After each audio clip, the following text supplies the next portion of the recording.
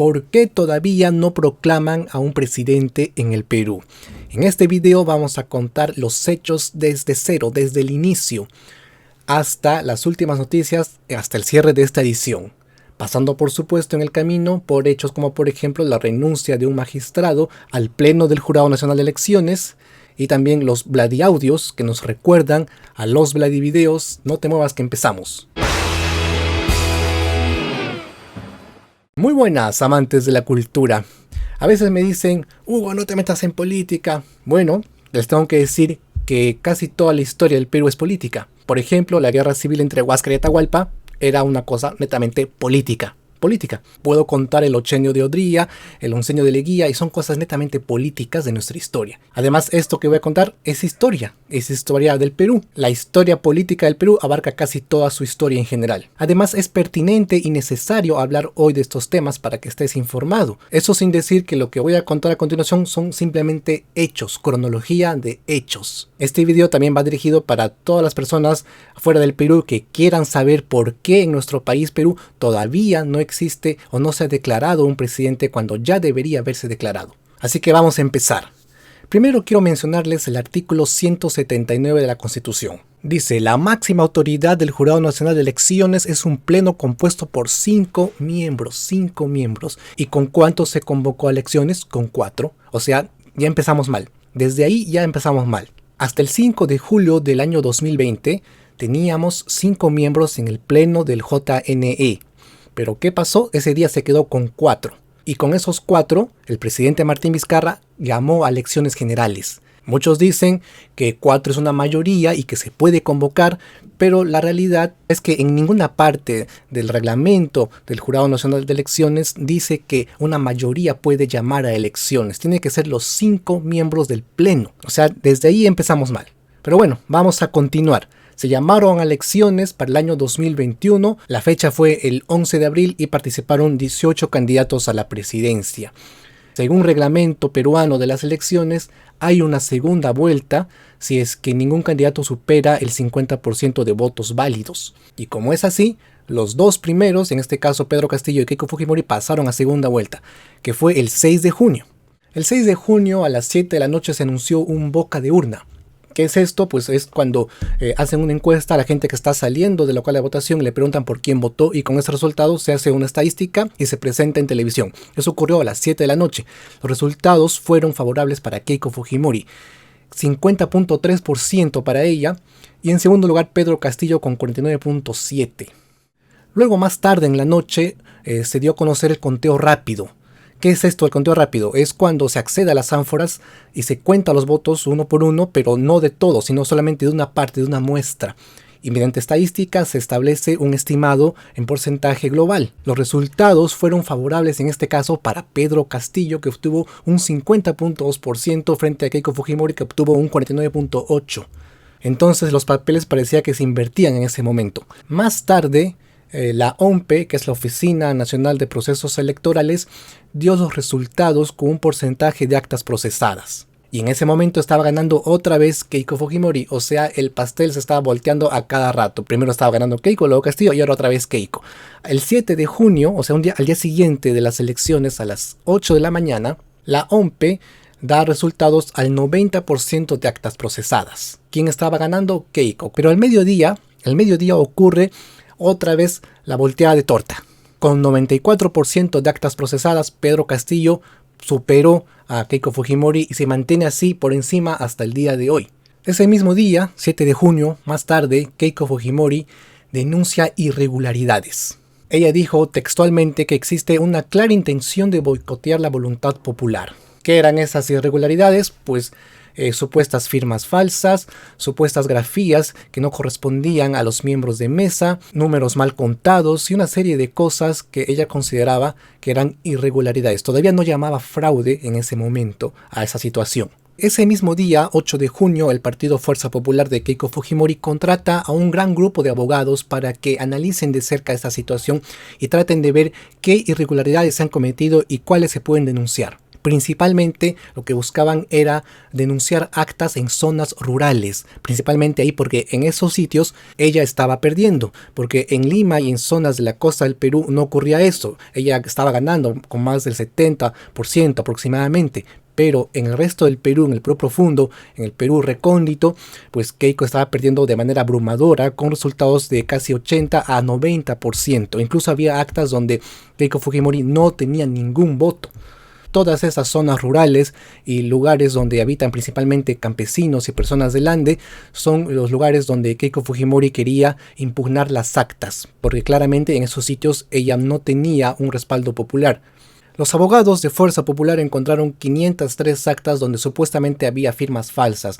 Estas 503 actas representan aproximadamente 125,000 votos que querían anular. De zonas rurales estamos hablando, ¿no? Donde abiertamente votó la gente, en mayoría por Pedro Castillo. También encontraron 132 actas en zonas rurales donde no hay ni un solo voto para Keiko Fujimori. O sea, la casilla de Keiko Fujimori decía 0 votos. En el acta decía 0 votos. Hay 132 actas con esa característica. Y a Fuerza Popular le pareció algo extraño, algo raro. Por eso dijeron, hay que impugnar eso porque no puede ser posible que no haya ni un solo voto para mí. Eso es lo que pensó Keiko Fujimori y por eso impugnó esas actas. Tengo un video, si quieren verlo, para saber qué cosa es un acta impugnada. Aquí lo pueden ver. Ahí explico a detalle este asunto. Sigamos. El día 9 de junio, al día siguiente, ¿qué ocurrió? Fue el último día para presentar actas impugnadas. O sea, según reglamento del Jurado Nacional de Elecciones, a partir del día de la elección se tienen 3 días para poder presentar actas impugnadas y que se resuelvan. Así que Keiko pide anular ese día 802 actas que representan algo de 200,000 votos. En ese momento Keiko tenía una diferencia de votos con Pedro Castillo de 70,000 votos, así que le bastaba para poder revertir la situación. Al día siguiente comienzan los miembros de mesa a desmentir estas versiones de falsificación y también de apellidos comunes. Por ejemplo, en Puno hay un apellido muy común que es Catacora en un lugar llamado Totorani. Allí pues participaron como miembros de mesa personas que tenían el mismo apellido, que es Catacora. Y Keiko dijo, no, esto tienen que ser familia, estos son hermanos. Pero no era cierto. La cosa es que en esa comunidad campesina de Totorani ese apellido es muy común y así salieron muchas personas a desmentir las versiones de Fuerza Popular. Más tarde, ese mismo día 10 de junio, la OMP llegó al 100% de actas procesadas y ya había supuestamente un ganador que era Pedro Castillo con un porcentaje de 50.19 frente a 49.81 de Keiko. Pero el jurado no declaró ningún ganador porque faltaban procesar las actas impugnadas. Ese día 10 de junio ocurre algo que después se supo, pero que ese día no se supo. Estamos hablando de los Bloody Audios. El 10 de junio se graban los Bloody Audios. O sea, no se difunden, que eso fue después, eso fue posterior. Se graban el 10 de junio. Fue una conversación entre Vladimiro Montesinos, un ex asesor presidencial condenado por corrupción, con Pedro Rejas Tataje. ¿Y quién es este señor Pedro Rejas? Es un coronel retirado que ha sido comando chavín de Huántar y es muy cercano a la familia Fujimori. Ha sido militante de Fuerza Popular. ¿Quién graba esta conversación? Lo graba el mismo Pedro Rejas. No sabemos por qué lo grabó. La cosa es que este señor prácticamente traicionó, o supuestamente traicionó a Vladimiro Montesinos, entregando estos audios a Fernando Olivera, que es un ex congresista del Perú. ¿Qué dice el audio? Bueno, son varios audios. El audio principal, el resumen del audio principal trata sobre un soborno al Jurado Nacional de Elecciones para favorecer a Fuerza Popular. De eso trata. Es decir, Vladimiro Montesinos desde la cárcel usó teléfono, cosa que él no podría usar, usó un teléfono para llamar a Pedro Rejas y decirle que vaya al Jurado Nacional de Elecciones o que hable con otro señor llamado Guillermo Sendón. Y este señor Guillermo Sendón pues tenía cercanía con los miembros del Jurado Nacional de Elecciones y de esta manera poder llegar a ellos y poder pedir un soborno para que prácticamente anulen todas las actas que está pidiendo Keiko Fujimori. Y para esto también tenían que ampliar el plazo. O sea, el trato tenía que ser así. Montesinos habla con Rejas y le dice, Rejas, habla con Guillermo Sendón, que es amigo o cercano de los que están en el pleno del Jurado Nacional de Elecciones, y pídele cuánto nos va a costar que amplíen el plazo para recepción de actas impugnadas y que además las declare nulas. ¿Cuánto va a costar todo eso, toda esa chambita? ¿Te acuerdas del Guillermo? Guillermo, Sendón. claro. Ya, el pata tiene conexiones con el JNE. Sería bueno que lo localizaras a él Ya. para que él pueda apoyar y bueno, tienen que meter ahí un poco de gasolina, ya tú me entiendes, ¿no? Sí, sí. Entonces el señor Rejas hace caso y esa misma noche se encuentra con Guillermo Sendón, que es un amigo en común entre los dos. Ahí arriba se arregla todo.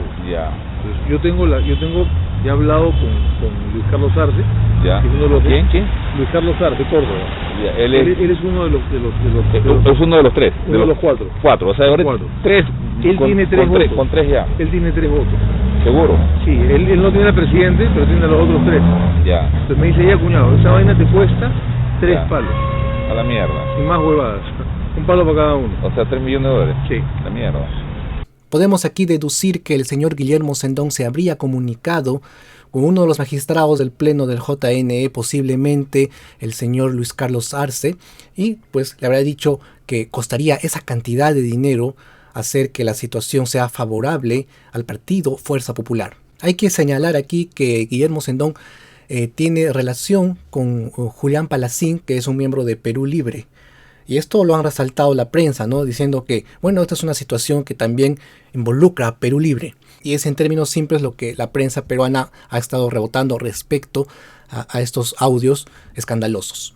Días más tarde, el señor Sendón salió a reconocer que sí, efectivamente, él estuvo en ese video, en ese audio, y que se reunió con Pedro Rejas, que era cierto todo. Cabe señalar que no se ha hecho un peritaje para reconocer la voz de Vladimiro Montesinos. Lo único que se tiene es que esa voz se parece muchísimo a Montesinos y que el señor Sendón confirmó estos hechos. Por cierto, la Marina de Guerra del Perú, que comanda la base naval del Callao donde se encuentra Montesinos recluido, está investigando todos estos hechos para determinar qué infracciones ha cometido Montesinos, porque es gravísimo que una persona sentenciada por corrupción tenga acceso telefónico de esta manera. Sigamos contando nuestra cronología. 11 de junio. ¿Qué ocurrió el 11 de junio en la mañana? Bueno, como habíamos dicho, el día anterior, 10 de junio, en la noche, se habían reunido Pedro Rejas y Sendón, donde se decía que el soborno al jurado costaría 3 millones. Eso fue todo lo que se dijo. Y el 11 de junio en la mañana, el Jurado Nacional de Elecciones amplía el plazo de presentación de pedidos de nulidad. ¿Hasta cuándo era este plazo? Supuestamente era solamente hasta el 9 de junio. Pero, tras esta reunión, no sabemos si influenció en algo esta reunión. La cosa es que el 11 de junio se amplió el plazo hasta ese mismo día en la noche. ¿Y quién propuso eso? El magistrado Luis Carlos Arce Córdoba. Acuérdense de ese nombre, Luis Arce. Él fue el que propuso esta ampliación de fecha que claramente era irregular porque contradecía el reglamento del jurado. Pero al evidenciarse la noticia, ese mismo día en la noche, 11 de junio, ese mismo día en la noche, el jurado dio marcha atrás. El Jurado Nacional de Elecciones es un ente que, como dice su nombre, es nacional y está compuesto por varios jurados electorales especiales que están en distintos distritos y provincias de todo el Perú. Cuando se hace una impugnación a un acta, ¿quién lo revisa primero? Los jurados electorales especiales. Ellos son los que revisan primero. Ellos deciden si se rechaza la nulidad o se aprueba esta nulidad. Si es que rechazan la nulidad, entonces quien ha denunciado, el interesado, en este caso Fuerza Popular, tiene derecho a apelar y llevar a una instancia superior esta impugnación de actas. ¿Y cuál es esta instancia superior? El Jurado Nacional de Elecciones. Ellos al final revisan estas actas impugnadas a través de un pleno, sesionan. Tiene que haber un quórum donde ellos sesionan y resuelven estas apelaciones. Y eso fue lo que ocurrió. Pasaron 3 días, 17 de junio, y ocurrió algo raro, algo insólito tal vez. Sucedió que los militares en retiro, algunos militares en retiro, pidieron desconocer a Pedro Castillo si es que salía elegido presidente. Al día siguiente, 18 de junio, el presidente Francisco Sagasti dio una conferencia para rechazar estas proclamas de los militares en retiro. ¿Qué dijo Sagasti? Dijo textualmente: es inaceptable que un grupo de personas retiradas de las Fuerzas Armadas pretenda incitar a los altos mandos del Ejército, la Marina y la Fuerza Aérea para que quebranten el Estado de Derecho. Eso fue lo que dijo Sagasti en televisión. Ese mismo día que ocurrió, Otra cosa rara, tal vez insólita para algunos, o tal vez a algunos ya no les llama la atención, la cosa es que Acción Popular, el partido Acción Popular, solicitó que se elijan a nuevos miembros para el Tribunal Constitucional, el cual es el órgano que interpreta la Constitución y da legitimidad al presidente elegido. Acción Popular quería que el Tribunal Constitucional tenga nuevos miembros. Ese pedido sucedió el 18 de junio. Pasan los días, se graba un audio nuevo. Se graba, no es que se haya difundido. Ese día se grabó. Montesinos, Vladimiro Montesinos, llama a Rejas preocupado, diciendo que Fuerza Popular lo estaba haciendo todo mal, que no era competente para estos casos. Estaba criticando lo ineficiente que resultó ser el partido, según él. Él quería o quiere que Fuerza Popular gane las elecciones y que ya no había mucha esperanza de que eso suceda. Montesinos dijo que la Marina ya no va a ayudar y que la única esperanza que quedaba era pedir ayuda a la Embajada de Estados Unidos. Y siguiendo con la cronología, el 21 de junio el Congreso comienza a elegir a los nuevos candidatos para miembros del Tribunal Constitucional. O sea que el pedido de Acción Popular ya se está llevando a cabo y están eligiendo a candidatos para que conformen el nuevo Tribunal Constitucional. Es más, ya se terminó de entrevistar a todos los posibles nuevos miembros. Ahora la comisión especial va a debatir este sábado, estoy grabando esto un sábado, el informe de candidatos aptos para el Tribunal Constitucional. O sea que esto es una realidad. El TC va a tener nuevos miembros, sí o sí. Y siguiendo con la cronología, el Departamento de Estado de los Estados Unidos, el día 22 de junio, ¿qué dijo? Dijo que las elecciones en Perú fueron libres, justas y limpias. El día 22 de junio, Keiko Fujimori presentó habeas data. ¿Qué cosa es un habeas data? Es simplemente la lista de electores. Tal como dice aquí, con firma y huella digital. No es el padrón. Muchos creen que Keiko Fujimori pidió el padrón electoral. Incluso hay influencers y personas que están pidiendo el padrón electoral. Están diciendo el que la debe no la teme, que esto que el otro. Bueno, no es el padrón electoral. El padrón es algo que hasta cierto punto es público. Lo que se está pidiendo aquí es algo no público, que es la lista de electores donde están las firmas, huellas dactilares, los rostros, o sea, es un archivo privado. Keiko Fujimori quiere acceder a este archivo privado de todos los peruanos. No sé hasta qué punto esto pueda favorecer al partido Fuerza Popular en su búsqueda de ganar las elecciones. Según muchos periodistas y expertos en derecho electoral, indican que no favorecería en nada el hecho de que esta lista de electores esté en manos, en poder de Fuerza Popular. Al día siguiente, amigos, 23 de junio, inician las audiencias públicas en las que verá recursos de apelación de los pedidos de nulidad.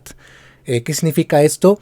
Que antes estos pedidos de nulidad habían sido rechazados por los jurados electorales especiales de cada distrito o provincia electoral. Y al ser rechazadas, Fuerza Popular apela y manda a una instancia superior, que es el Jurado Nacional de Elecciones. Y este órgano nacional se encargó de hacer audiencias públicas que comenzaron el día 23 de junio.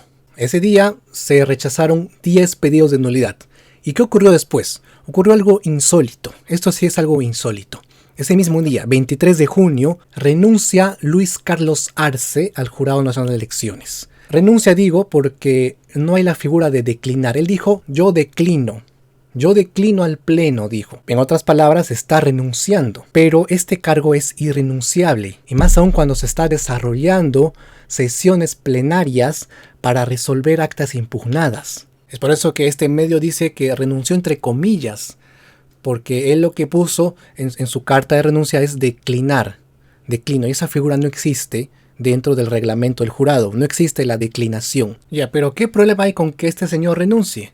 El problema está en que si él renuncia, el pleno del Jurado Nacional de Elecciones se queda solamente con 3 miembros y ya no puede sesionar por falta de quórum. El artículo 24 de este reglamento del jurado indica que se necesita al menos 4 miembros para que pueda funcionar el pleno. Con 3 ya no funciona, hay falta de quórum y por lo tanto ya no se llevan a cabo las impugnaciones o las audiencias para la nulidad de las actas. Por lo tanto, esta renuncia lo único que haría es trabar o suspender o dilatar este proceso.